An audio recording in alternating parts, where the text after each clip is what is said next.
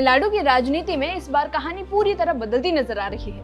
Exit poll ने ऐसा suspense खड़ा कर दिया है, जहां एक तरफ थलापति यानी विजय मुख्यमंत्री की पसंद में सबसे आगे है, तो दूसरी तरफ एमके स्टैलिन की सत्ता वापसी की संभावना मजबूत दिख रही है। आखिर ये कैसा मुकाबला है, कौन बनेगा असली विजेता? आइए इस पूरे पॉलिटिकल गेम को समझते हैं। आप देख रहे हैं एबीपी लाइव और मैं साइमा परवीन। तमिलनाडु की सियासत इस वक्त एक बेहद दिलचस्प मोड़ पर खड़ी है। तमिलनाडु विधानसभा चुनाव 2026 के एग्जिट पोल ने ऐसी तस्वीर पेश की है जिसने सबको चौंका दिया है। एक तरफ है मौजूदा मुख्यमंत्री एमके स्टैलिन, जिनका मजबूत राजनीतिक अनुभव और संगठन है, तो दूसरी तरफ है फिल्म स्टार से नेता बने विजय, जो जनता की पहली पसंद बनकर उभरे हैं। एक्सिस माई इंडिया के सर्वे के मुताबिक 37% लोग विजय को अगला मुख्यमंत्री देखना चाहते हैं, जबकि 35% लोग स्टैलिन के साथ खड़े हैं। यानी मुकाबला बेहद करीबी है और सवाल अब ये है कि क्या पॉपुलैरिटी सत्ता में बदल पाएगी या फिर एक्सपीरियंस एक बार फिर से बाजी मार लेगा। इस मुकाबले में तीसरी और चौथी लाइन भी बेहद इंटरेस्टिंग है।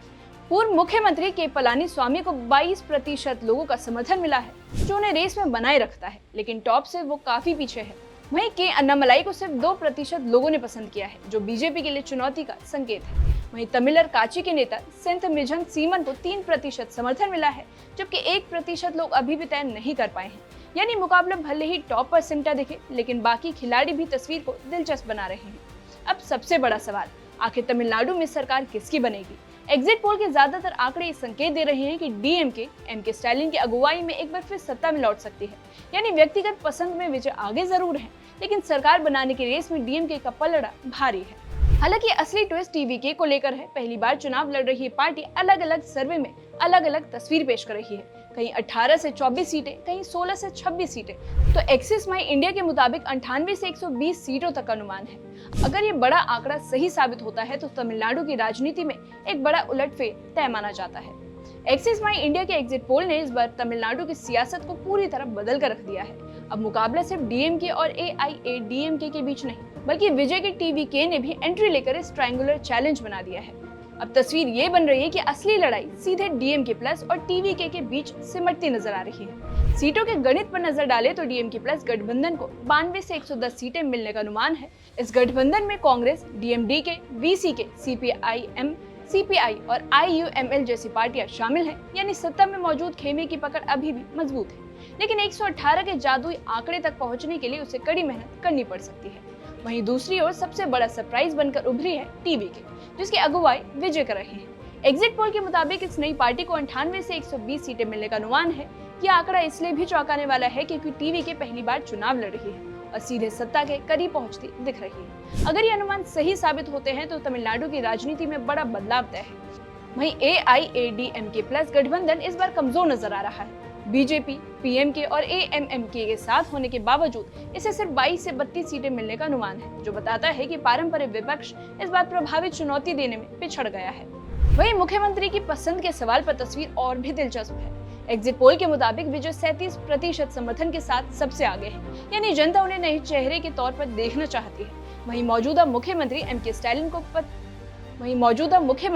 स्टैलिन को 35% लोगों का समर्थन मिला है, जो दिखाता है कि उनकी पकड़ अभी भी मजबूत बनी हुई है। इसके अलावा के पलानीस्वामी को 22% समर्थन मिला, जिससे वे तीसरे स्थान पर हैं। वहीं के अन्नामलाई को सिर्फ 2% लोगों ने पसंद किया है। यानी सीएम फेस की रेस में मुकाबला भले ही टॉप 2 के बीच सिमटा हो, लेकिन बाकी चेहरे भी चुनावी समीकरण को प्रभावित कर रहे हैं। वहीं वोट शेयर की तस्वीर इस चुनाव की असली कहानी बयां करती है। आंकड़ों के मुताबिक डीएमके प्लस और टीवीके दोनों को करीब 35 से 37% वोट मिलने का अनुमान है। यानी मुकाबला बिल्कुल बराबरी का है और कुछ सीटों का अंतर ही सत्ता का फैसला करेगा। वहीं एआईएडीएमके प्लस का वोट शेयर करीब 23% बताया गया है, जो उसके कमजोर प्रदर्शन की ओर इशारा करता है। वहीं नाम तमिलर कच्ची को 3% और अन्य दलों को 4% वोट मिल सकते हैं। इससे साफ है कि टीवीके का उभार सिर्फ एक पार्टी का बढ़ना नहीं, बल्कि एक संकेत है कि जनता तीसरे विकल्प को भी गंभीरता से देखने लगी है, जबकि डीएमके प्लस का वोट बैंक अभी भी मजबूत बना हुआ है। तो तमिलनाडु की सियासत में अब एक नए दौर की दस्तक साफ सुनाई दे रही है। तमिलनाडु के एग्जिट पोल ये संकेत दे रही है कि मुकाबला सिर्फ 2 पार्टी के बीच नहीं, बल्कि 3 बड़ी ताकतों के बीच है। टीवीके का उभार इस चुनाव का सबसे बड़ा फैक्टर बनकर सामने आया है, जिसने पारंपरिक राजनीति की दिशा बदल दी है। हालांकि अंतिम फैसला काउंटिंग डे के दिन होगा, लेकिन मौजूदा तस्वीर यही कहती है कि ये परंपरा और बदलाव आमने सामने खड़े हैं। एक तरफ पुरानी सियासी पकड़ है, तो दूसरी तरफ नए चेहरे और नई उम्मीदें। और यही टकराव इस चुनाव को बेहद खास और ऐतिहासिक बना रहे हैं। तमिलनाडु का ये चुनाव सत्ता की लड़ाई के साथ साथ एक बड़े सियासी बदलाव की कहानी बनता दिख रहा है। एक तरफ अनुभव और मजबूत संगठन के साथ एम.के. स्टालिन है, तो दूसरी तरफ नई उम्मीद और लोकप्रियता के दम पर विजय। एग्जिट पोल ने भले ही तस्वीर साफ करने की कोशिश की हो, लेकिन असली फैसला जनता के वोट की गिनती ही करेगी।